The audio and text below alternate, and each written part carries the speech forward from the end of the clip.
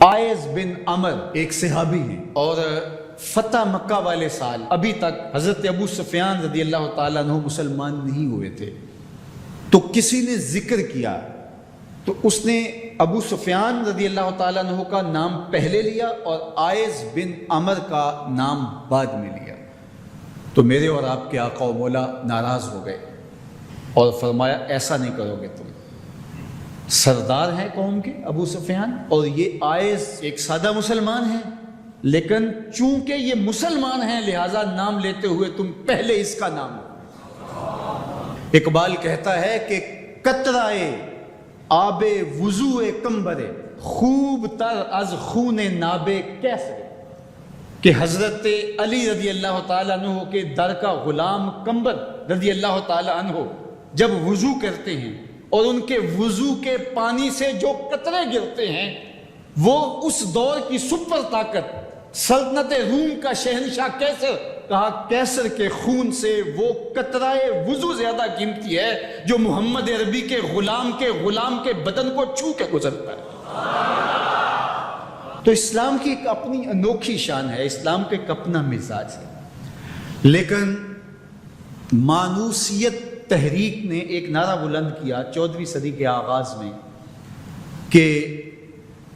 وحدت ادیان کے ذریعے سے لوگوں کو قریب کیا جائے، اور ان کا مقصد کیا تھا کہ مسلمانوں کو تذبذب کے اندر مبتلا کیا جائے، ان کو کہا جائے کہ دیکھو سارے دین کے ماننے والے لوگ ہیں، سب کو حق ہے، عمل کریں، کوئی حرج نہیں ہے، اور ایک دوسرے کے قریب ہوں، ایک دوسرے کے پاس آنا جانا رکھیں۔ اس طرح کے کچھ نعرے تراش کے جو ہے وہ ایک فکر انہوں نے دینا چاہیے، اور یہ فکر 14ویں صدی کے آغاز میں ہی نہیں تھی بلکہ 14 صدیاں دینا چاہیے، اور یہ فکر 14ویں صدی کے آغاز میں ہی نہیں تھی بلکہ 14 صدیاں قبل کفار مکہ نے بھی حضور کی بارگاہ میں حاضر ہو کے کہا کہ 1 سال ہمارے بتوں کی آپ عبادت کر لیا کریں اور 1 سال آپ کے معبود کی ہم عبادت کر لیا کریں گے، اس کا فائدہ یہ ہوگا کہ اگر آپ کا دین سچا ہوا تو ہمیں فائدہ ہو جائے گا، ہماری آخرت اچھی ہو جائے گی، اور اگر ہمارا دین سچا ہوا تو آپ کا کام بن جائے گا، باہمی مناقشت، لڑائیاں، الجھاؤ یہ بھی نہیں ہوگا، دونوں کا فائدہ ہو جائے گا۔ جب انہوں نے یہ پیشکش حضور سے کی تو حضور کے سینہ اطہر پہ سورہ الکافرون کا نزول ہوا، قل یا ایھا الکافرون لا اعبد ما تعبدون، اے محبوب فرما دو کہ جن کو تم پوجتے ہو ان کو میں نہیں پوجتا، اور جس کو میں پوجتا ہوں اس کو تم پوجنے والے نہیں ہو، اور جس کو تم پوجتے ہو میں کبھی بھی اس کو پوجنے والا نہیں ہوں۔ لکم دینکم ولی دین، تمہارا دین تمہارے ساتھ، میرا دین میرے ساتھ۔ تو یہ ایک الگ تشخص ہے میرے اور آپ کے آقا و مولا کے سینے پہ اتاری گئی صورت کے ذریعے سے جو واضح کیا گیا، ہر دور کے اندر ایسا ہوا، لیکن میں نے عرض کیا کہ 14ویں صدی کے اندر خاص طور پہ اس کا ڈور ڈالا گیا، اور اس وقت سے یہ تحریکیں چل رہی ہیں، اور بڑے بڑے نام ہیں، ان میں سے کچھ نام آپ بھی جانتے ہیں جو نادیدہ یا دیدہ طور پہ اس فلسفے کے زیر اثر آئے اور انہوں نے یہ تبلیغ شروع کر دی جو اسلام کی بنیادی فکر کے منافی ہے۔ گزشتہ دنوں پاکستان کی قومی اسمبلی کے اندر ایک مندر کی تعمیر کے حوالے سے جب بات چلی تو ایک صاحب نے کہا کہ کسی دین پر کوئی برتری حاصل نہیں ہے، کہ میں مغرب میں ایک گرجا گھر میں نماز پڑھی ہے اور انہوں نے مجھے اجازت دی ہے، وہ تو چرچ فروخت کر دیتے ہیں تو آپ مسجد فروخت کر دیں گے؟ وہ اپنا دین ترک کر چکے ہیں، وہ تو ان کی خواہشات کا مجموعہ ہے، تحریف راہ پا چکی ہے، خواہشات کے نتیجے میں جو مل بیٹھ کے فیصلہ کر لے اس میں وہ اپنی عبادت گاہ کو بیچ دیتے ہیں۔ تو کیا ہم اپنی عبادت گاہ کو بیچ سکتے ہیں؟ ہم کہتے ہیں جی وہ دیتے ہیں تو ہم بھی دے دیں، یہ کیا بات ہوئی؟ اگر آپ نے ان کی رواداری دیکھی ہے تو ذرا اس کو اپنے سیاسی کلچر کا حصہ بنائیے، تھوڑی سی وسیع و ظرفی کا اظہار کیجئے، مسلم لیگ کے دفتر جو ہیں وہ تحریک انصاف کے لیے کھول دیجئے کہ آپ یہاں اجلاس کر سکتے ہیں، اور تحریک انصاف سے کہیے گا کہ وہ پیپلز پارٹی کے لیے، ان کو کہیے گا کہ آپ نون لیگ کے لیے اپنے دفتر کھول دیجئے۔ وحدت ادیان تو بعد میں ہوگی، وحدت سیاست تو ہولے پہلے۔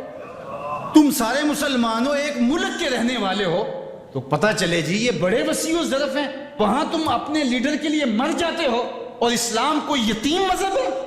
یہ محمد عربی کا لایا ہوا دین ہے، تم اپنے سیاسی مفادات پہ کوئی کمپرومائز نہیں کرتے ہو۔ یہ کیا تمہارا فلسفہ کہ انہوں نے اپنے چرچ میں اجازت دے دی تو ہم بھی دیں گے؟ میاں ان کی غیرت اجازت دیتی ہے، ان کا دین جو خود ساختہ ہے، اور حضرت عیسیٰ کو چھوڑ کے جو انہوں نے اختیار کیا ہے، ان کی تربیت ان کے نفس نے کی ہے، اور ہماری مسجد کے حوالے سے تربیت محمد عربی نے کی ہے۔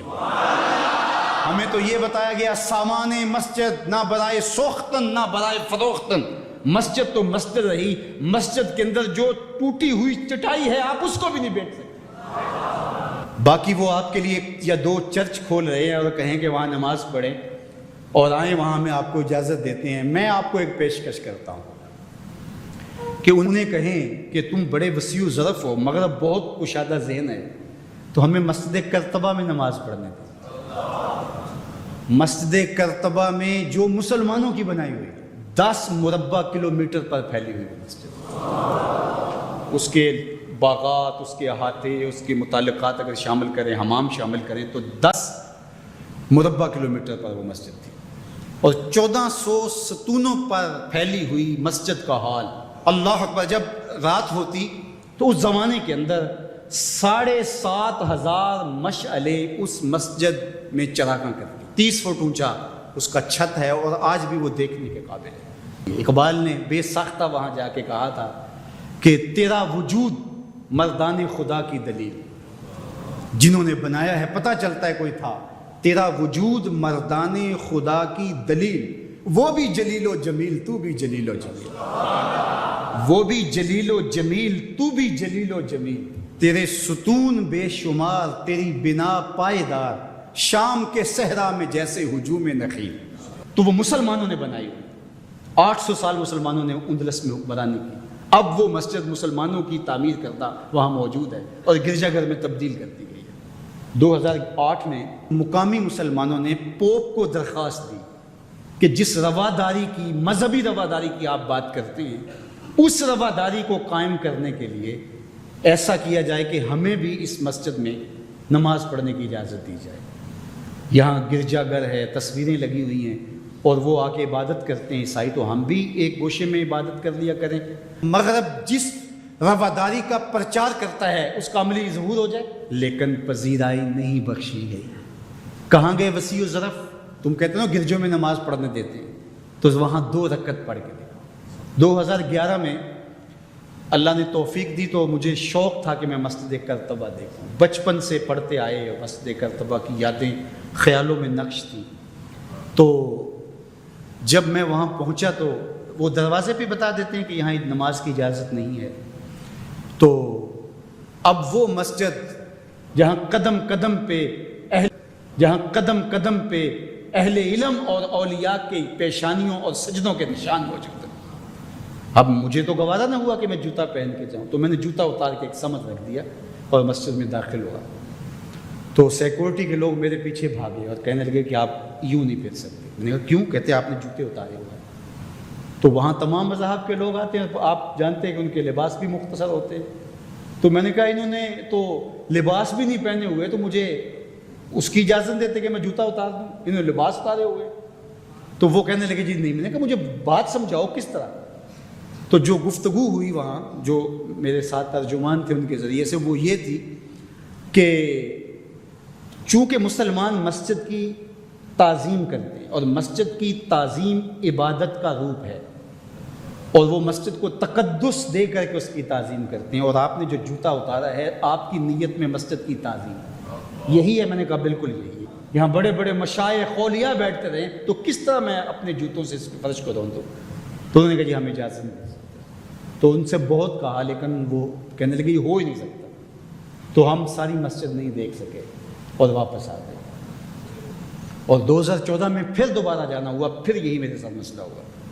تم کہتے ہو بڑے وسیع و ظرف ہے، میں اپنا تجربہ بتا رہا ہوں۔ تم کہتے ہو چرچ میں نماز پڑھنے دیتے ہیں اور وہ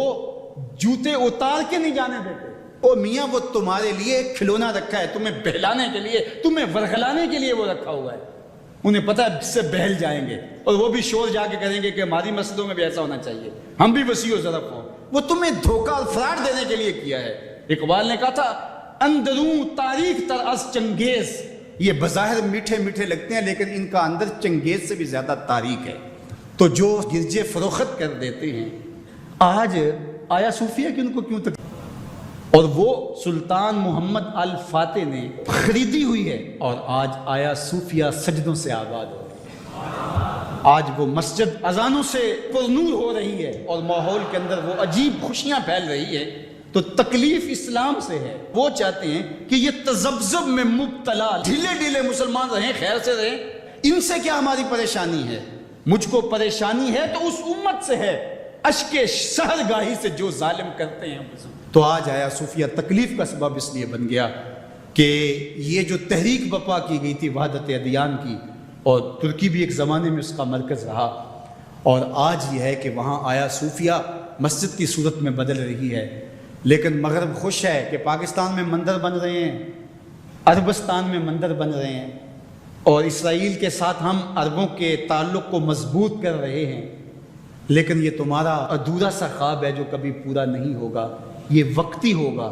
انشاءاللہ وہ وقت دوبارہ آنے والا ہے کہ پوری کائنات پہ جھنڈا میرے حضور کا ہی ہوگا۔ ملیں گے سینہ چاکانے چمن سے سینہ چاک، بزم گل کی ہم نفس باد صبا ہو جائے گی، شبنم افشانی پیدا کرے گی میری سوز و ساز، اس چمن کی ہر کلی درداش نہ ہو جائے گی، آسمان سحر کے نور سے ہوگا آئینہ پوش، ظلمت رات کی